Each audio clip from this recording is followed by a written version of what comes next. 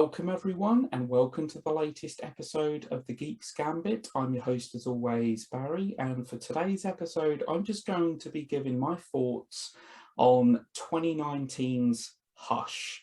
Of course, part of the DC animated universe, and obviously based on the highly acclaimed graphic novel. Now, Hush is one of my favourite Batman stories out there. I think that the artwork by Jim Lee is nothing short of fantastic. And it is widely regarded as being one of the best Batman stories out there. It's a great mystery, a great detective-driven story, and it was inevitable that at some point this is going to be made into an animated film. And my expectations for this film were very high. I was very excited for this movie. This was right up there in level of anticipation, up there with, say, The Dark Knight Returns. Which to me is still pretty much the creme de la creme of DC's animated features. And obviously that graphic novel, courtesy of Frank Miller, got the 2-film treatment. This is what Hush needed. I really do feel like this movie would have benefited greatly by actually being split into 2 parts. To basically condense a 12-issue comic series into an 82-minute runtime isn't really easy. There's going to be sacrifices that are made. There are some changes to the source material, some cosmetic ones in some cases. Overall, I liked this film, but this should have been, I should have loved it. This is something that had the potential to be much better than what it was. Now, that said, it is good. But there is one huge thing. I'm going to delve into spoilers for this, okay? There is one massive plot device that I really did not like. And to be honest, I understand why they did it, because for anyone that read the graphic novel, you'd know who Hush was. There was going to be no mystery there. So basically, what they did to me is they butchered the very essence of who Hush is for the sake of a big plot twist. And I felt it was a great disservice to the source material by actually doing that. Hush, anyone that's read the graphic novel knows that Hush is Thomas Elliot, Bruce's childhood friend. He has a hidden agenda against him, a hidden hatred. He actually tried becoming an orphan himself. He tried killing his own parents. And Bruce Wayne's parents, in fact, Thomas Wayne was the man that actually saved his mother. So he has this resentment in a real twisted way. He was robbed of his inheritance because of Bruce's father. And since then, Thomas Wayne has basically tried to take over Bruce Wayne's life. He wants the life that Bruce Wayne has. I actually think he's a great villain. Admittedly, he's not a villain that's used too much. Whenever he is used, it's typically in big storylines and that. I love the look of Hush, the bandage face and the trench coat, and he's a very formidable foe. I mean, this is a villain that manages to stay ahead of Batman, at almost every turn, which needless to say is not easy to do. But what I love about Hush, the graphic novel, is obviously the artwork, the fact that so many characters, so many of Batman's rogues actually appear in this. Now, there is a cosmetic change. Instead of Killer Croc that appears early on in the book, we get Bane instead, who's kind of just a muscle-bound brute in this, but it's kind of explained as to why. Amanda Waller crops up as well. She has a little bit of screen time. I think what this film does best, actually, what this movie does do best, is it explores the relationship, the very complex relationship between Bruce and Selina. This film, I think, handles that aspect really well. It's a very complex relationship. There's definitely a connection between the two. There's a chemistry, but their lives are so dissimilar. One's a criminal, one's a vigilante, one goes after the criminal. She's like the forbidden fruit, and it really is quite tragic, in fact. Now, we get a great moment, the moment, obviously, with the Joker, that's basically been ripped right out of the comic books. It's really quite hardcore, where Batman would basically kill the Joker in the alleyway. He's bashing him and obviously strangling him. And there's a line that the Joker comes out with that is really poignant. And he says, I always wanted you to lose control over something I actually did, because the Joker did not kill Thomas Elliot. Now, when we get the big reveal in this film, I was angry. I was really angry.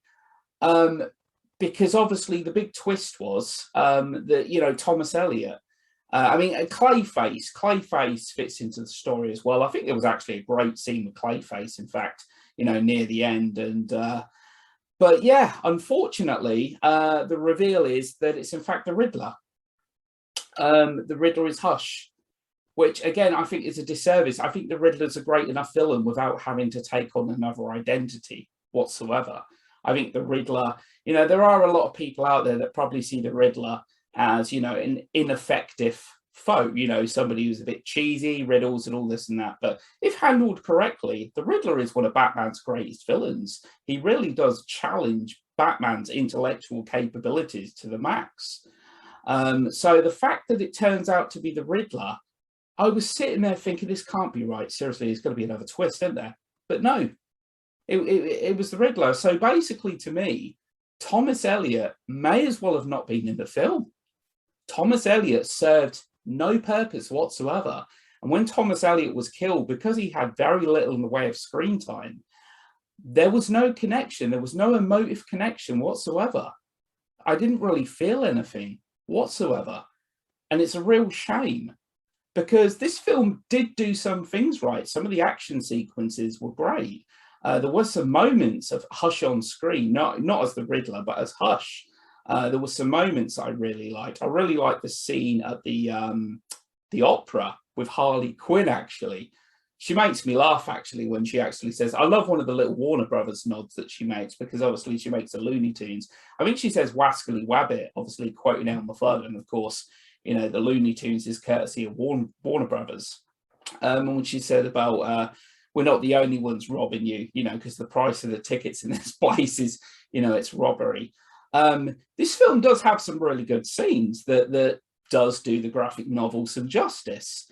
I like the fact that Batman actually swaps to the suit, the color palette that he actually has in the graphic novel.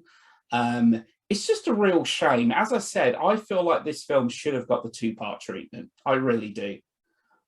Because yes, there were cosmetic changes, but the biggest problem I had was with that reveal.